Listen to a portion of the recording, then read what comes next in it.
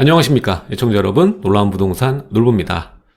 자, 지금 2월이 다 끝나지 않았는데 1월에 집계된 거래량을 보면 작년 9월 대출 중단 사태 이후 6개월이라는 꽤 긴 시간인데 우하향하는 거래량 그래프를 보여주고 있습니다. 자, 지금 가장 낮은 거래량인데 이 수치를 두고 금융위기 때보다 더 낮은 거래량이다. 이러한 기사가 쏟아져 나오고 있습니다. 자, 확실히 지금 심리 자체가 굉장히 위축되어 있기도 하고요. 임대 또한 전세는 위축되고 월세가 강세를 보이는 만큼 시장의 움직임이 앞으로 어떻게 변화될지 불확실성이 그 어느 때보다 크고, 여러분들도 이 대선 이후에 과연 오를 것이냐 떨어질 거냐 많은 관심을 두고 계실 텐데요. 자, 오늘은 지금 현재 시장 움직임, 그리고 지금 반드시 매수를 하셔야만 하는 그분들께 드릴 수 있는 조언까지 한번 함께 이야기해 보도록 하겠습니다. 시청하시기 전에 좋아요와 구독하기, 그리고 멤버십 가입까지 해주시면 놀라운 부동산 전용 강의와 매물 추천, 그리고 공부하는 단체 카톡방까지 입장이 가능하십니다. 그럼 지금 시작하겠습니다.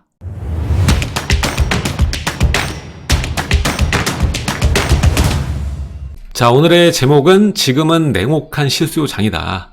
자, 규제가 많죠. 자, 2019년 12.16 대책 이후에는 정말 실수요 장세로 계속 이어져 온 것 같습니다. 자, 실수요 장세에서 반드시 움직일 만한 이 실수요자에 주목을 하면서 매수와 매도를 하셔야 되는 분들은 지금 상황이 매도를 하는 게 적기인지 매수를 하는 게 적기인지 정확하게 판단하실 필요가 있다라는 말입니다. 자, 오늘 거기에 대한 현재 상황, 현재 타이밍의 중요한 점에 대해서 이야기를 해보는 것입니다. 자, 먼저 이 표를 보시면 지금 현재 시장을 움직이는 수요가 누구인지 정확하게 알 수 있는 데이터인데요. 자, 만약에 많은 사람이 말하는 하락세라면 많이 올랐다 라고 판단되는 지역의 아파트 값이 내려와야 정상적인 패턴으로 보일 텐데, 오히려 중저가인 아파트들은 하락세를 보여주고 있고요. 대표적으로 많이 오르고 비싼 동네인 서초, 용산, 강남, 송파는 상승세다. 자, 이것은 22년 들어와서 두 달치의 누적치거든요. 물론 1% 이상이 아니기 때문에 이걸 두고 시장의 전체 모습을 착각하면 안 되겠지만, 그래도 중저가는 위축세를 보여주고 고가는 오히려 상승세를 보여주는 데이터를 우리는 반드시 호기심을 가지고 대체 왜 이런지 알아야만 합니다. 자, 왜 중저가 아파트는 떨어졌을까요? 많이 올랐다고 생각되는 고가 아파트는 오히려 8억, 10억씩 높은 가격에 거래가 되고, 왜 중저가 아파트는 많이 오르지도 않았는데 1억, 2억씩 떨어지고 있을까? 자, 가장 큰 이유는 이전에 없던 새로운 규제 때문에 그렇습니다. 자, 신고가는 지난 고가 대출 금지의 규제선 그대로 유지되고 있는 것이고, 새로운 신규 규제가 나오지 않았죠. 하지만 중저가 아파트는 신규 규제가 생긴 것과 다름이 없습니다. 따라서 적응기가 필요하다는 거죠. 자, 22년 오면서 대출 규제 DSR 2단계로 강화가 됐습니다. 자, 이로 인해서 매수 심리는 위축될 수밖에 없는데, 자, 대출을 활용하는 수요들. 자, 중저가 아파트를 보시는 분은 대출을 활용하는 수요죠. 자, 이 수요들은 DSR 2단계 적용으로 인해서 추가로 내 자기 자본이 필요하게 됐고요. 작년보다 더 많은 자본이 필요하게 된 거죠. 그리고 A 아파트를 살 수 있었는데 DSR 2단계 때문에 이제 A는 못 사고 B 아파트를 봐야만 하는 상황에 놓여 있습니다. 따라서 그에 따른 적응기가 필요한 시기다. 자, 기존에도 우리가 9억, 15억 대출 규제 생겼을 때 9억과 15억 구간에 있던 아파트들은 적응기를 가졌습니다. 실제로 대출이 가능한 금액대로 조정이 되기도 했었고요. 적응기가 거의 1년 정도는 걸린 것 같습니다. 게다가 이 중저가 단지에 1, 2억씩 호가를 낮춘 매물들도 쉽게 거래가 안 되는 이유가 뭐냐면, 일단 임대 가격에도 원인이 있다고 볼 수 있겠습니다. 자, 최근에는 반전세를 임대인, 임차인 모두 선호하고 있는 상황이죠. 자, 전세자금 대출 3억, 5억 한계가 있습니다. 한도가 정해져 있기 때문에 그 나머지 금액 추가 자본으로 매덕을 보증금을 올리느니 그냥 월세로 내려는 수요자들이 많고, 또 세금이 워낙 올랐기 때문에 임대인들 입장에서도 반전세가 유리한 상황이거든요. 따라서 이 온전한 전세가가 계속적으로 올라가기엔 어려운 상황입니다. 그래서 이것을 착시한 수요자들의 심리도 한몫을 한다는 거죠. 전세가를 보니까는 기사는 매일 전세가가 떨어지고 있다, 보합하고 있다, 뭐 이러한 기사들만 나오고, 최근 뭐 상승 반등하고 있다라는 얘기는 나오긴 합니다만, 보합이라고 볼 수 있겠죠. 이러한 전세가가 주춤한 이런 상황도 쉽게 매수를 하지 못하는 심리 위축의 하나의 축으로 작용하고 있다는 겁니다. 결국에는 당장의 타이밍보다 22년 전체를 봤을 때는 결국 상반기 동안 작년 하반기 9월달 이후죠. 누적되어 있는 매매 위축은 임차 수요 증가에 더 큰 압력을 줄 수밖에 없는 것이고, 결국에는 지금 현재 그 입주 물량, 유통 물량에 한계가 있습니다. 그로 인해서 전월세 추가 상승은 불가피한 것이고, 그게 다시 매매를 견인하는, 매매가를 견인하는 압력으로 작용할 수밖에 없다고 보여집니다. 자, 그래서 결국 적응기, 조정기 이후까지 여러분들이 다 관망을 하시게 되면은 매수 수요가 이미 증가하고 거래가 터질 때, 그때 이제 인지하게 되는 것이죠. 그러면은 지금 현재 급매물들이 굉장히 아쉽게 보일 것이다. 따라서 우리는 지금 현재 실수요자들의 움직임을 주목할 필요가 있습니다. 자, 지금 현재는 세금, 다주택 규제 여러 가지가 있죠. 이로 인한 실수요자들만 움직이는 실수요자 중심 시장입니다. 이미 19년부터 지금 현재까지 실수요 장세였거든요. 자, 그리고 지금 매수를 하는 수요자들 보면, 그리고 매도할 때 급매물 내놓는 분들 보면 거의 1주택자들이란 말입니다. 자, 그래서 전세를 활용해서 매수하는 갭 투자를 하시는 분들도, 다주택자는 요즘에 갭 투자 안 합니다. 거의 주택이 아닌 비주택에 관심을 많이 보이시고 거래를 합니다. 건물, 상가, 지식산업센터 이런 것들이 계속 풍선 효과를 누렸죠. 그리고 오피스텔도. 자, 아파트 하나로 봤을 때는 갭 투자를 다주택자들이 한다, 이렇게 볼 수는 없습니다. 자, 따라서 무주택자와 1주택자들이 전세 활용을 하더라도, 갭 투를 하더라도 했다라고 볼 수가 있겠는데, 자, 무주택자보다 우리는 1주택자 중심으로 시장이 움직였다, 이렇게 생각을 하셔야만 합니다. 자, 무주택자 비율이 지금 여러분들 보시면은 큰 변화가 없어요. 거의 40%, 44% 이때로 왔다 갔다 하거든요. 그러니까 무주택이신 분들 중에서 무주택 그대로 가시는 분들이 많다라는 겁니다. 우리는 결국 지금 가장 중요하게 지켜봐야 되는 수요자는 1주택자라는 얘기입니다. 지금 현재 무주택자보다 1주택자 중심으로 시장이 움직인다. 그 말은 뭡니까? 갈아타기를 여러분들 집중하실 필요가 있다는 겁니다. 그러면 첫 번째 봤던 데이터가 온전하게 이해가 되실 거예요. 이것 때문에 고가 아파트는 신고가를 치고 있고, 중저가 단지들은 가격이 오히려 내려오는 현상이 벌어지고 있는 겁니다. 결국 지금 상황에 매수를 생각하는 수요자들은 고가 아파트에 관심을 갖고 있는 것이고, 중저가 아파트에는 관심이 없다라는 겁니다. 자, 그러면 중저가 아파트는 계속 떨어질 것인가? 아닙니다. 자, 중저가 아파트는 가장 밀접한 지표가 전세가입니다. 자, 중저가 아파트의 공통점은 전세가율이 높은 것이죠. 전세가 올라가면 결국 가격이 올라갈 수밖에 없는 숙명을 지니고 있습니다. 자, 결국엔 아까도 말씀드렸다시피 지금 전세 가격이 보합세죠.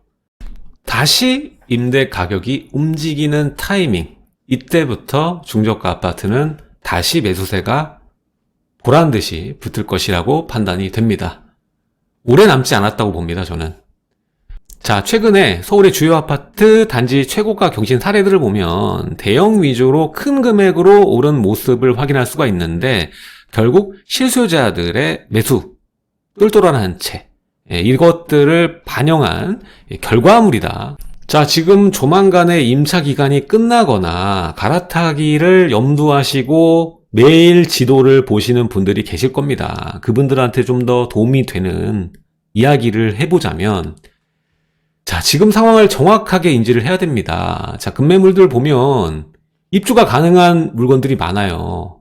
자, 기존엔 어땠습니까? 다주택자들이 물건을 내놓은 건 임대 낀 매물들이 많았죠. 자, 임대 낀 매물보다 지금은 입주가 가능한 물건이 더 싸요. 왜?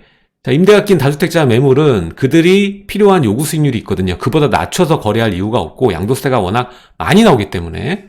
따라서 오히려 지금 이 기간을 넘겨 팔면 세금이 크게 늘어나는 그분들이 꼭 팔아야만 하는, 조금이라도 낮춰서 팔아야 되는 그 물건이 쌀 수밖에 없는 상황인 겁니다. 자, 지금은 그 어느 때보다 사기 좋은 타이밍이에요. 자, 대선 때문에 관망하는 기조가 극대화되어 있죠. 이제 20일도 안 남았습니다. 자, 그리고 대출 규제 이번 1월 들어오면서 강화됐죠. 아직은 적응기인데 위축되어 있습니다. 지금 잔뜩 움츠리고 위축되어 있는 상황이라는 거죠. 그리고 꼭 팔아야 되는 물건들은 가격을 낮추고 있는 상황이고, 따라서 우리가 집중해야 될 거는 지금 꼭 팔아야 되는 물건들, 1주택자가 꼭 팔아야 되는 물건은 어디에 나올 것인가, 그걸 생각을 하셔야 된다는 겁니다. 따라서 지금 다주택자의 매물보다 1주택자의 매물이 싼 상황인 거예요. 사실상 일시적 2주택 활용하기 굉장히 어렵습니다. 예전에는 일시적 2주택 충분히 활용하면서 자산을 불리는데 큰 전략이 될 수 있었는데 지금은 짧죠. 1년. 예, 너무 짧습니다. 그래서 절세 물건들 거의 급매물일 수밖에 없어요. 예, 1년 내에 팔아야 되는데 이렇게 매매 위축 6개월 겪어버리면 6개월밖에 안 남는 거 아닙니까? 그쵸? 그 이전부터 높은 가격에서 쭉 내려오신 분들 같은 경우 적절한 타이밍에 못 파신 분들은 끝까지 밀릴 수밖에 없는 거예요. 지금 상황이.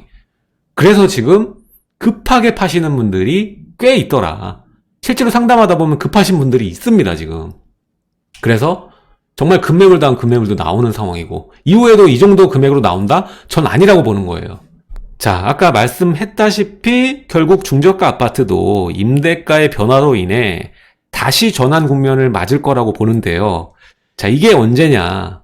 자, 일단 가장 확률이 높을 때가 최초 계약 갱신이 끝나는 임대입법 나오고 정확히 2년이 된 8월 이후부터 다시 상승세가 높게 발현될 것 같다라는 생각이 듭니다. 일단 패턴 자체도 지금 2년의 패턴과 굉장히 유사하게 흐를 가능성이 높다고 보거든요. 결국에 매매가 또한 임대가의 전환으로 인해서 다시 튈 가능성이 높아 보인다. 따라서 22년을 쳤을 때 중저가 아파트 단지는 상반기가 가장 급매물 잡는 그 전략이 좋은 전략이 될 것이다. 이렇게 보고 있는 겁니다. 자, 해당 표는요, 아파트 실거래가 앱에 나오는 매물 증감 추이 데이터입니다. 자, 좌측이 전세 매물 증감이고요. 그리고 우측이 파란 표가 매매 매물 증감입니다. 자, 파란 표부터 먼저 얘기를 하자면, 자, 우리가 하락이 나오려면 매물이 적체되는 현상이 벌어지죠. 너도 나도 팔면서 매물 가격이 하락하는 모습을 보여주게 되는 건데, 전체적인 매물의 수를, 서울 매물 수를 보면 적체라고 보기에는 부족함을 한눈에 알 수가 있죠. 그래서 아직 매물의 수만으로 보자면 하락을 얘기하기는 이르다, 이렇게 볼 수가 있겠고, 오히려 전세 매물 수가 증가하는 모습을 보여주고 있죠. 이게 지금 매매 주수면 정말 적체되는 모양새를 보여주고 있는 건데, 매매는 전혀 그렇지가 않은데 이제 전세가 이런 모습을 보여주고 있습니다. 자, 여기서 중요한 게 있는데, 지금 분명히 9월 이후에 매매도 전세도 거래 안 되고 위축되어 있는 상황인데, 왜 매매 물량은 거의 그대로 수준이 같은 추이를 보이고 있고, 전세 물량만 이렇게 늘어나는 모양새를 보여주고 있는가, 이게 중요한 말인데요. 일단 다주택자는 매도보다는 임대를 선택했다. 지난 1년 이후의 변화가 뭐죠? 이제 최고 세율이 바뀌죠. 다주택자 중과도 10%포인트 더 오히려 늘어나게 됩니다.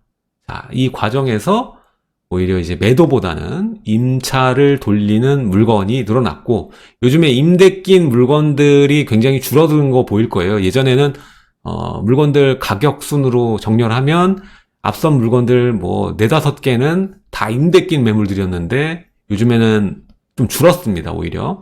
그래서 재밌는 것이 이분들이 여유가 있는 분들이다 보니까 전세 가격은 낮추지 않습니다. 전세가는 안 낮추고 그대로 내놓는 매물만 많아요. 그래서 임차인들 입장에서 보면 전세 물건이 늘어난 것 같긴 한데 가격이 낮아지진 않았다.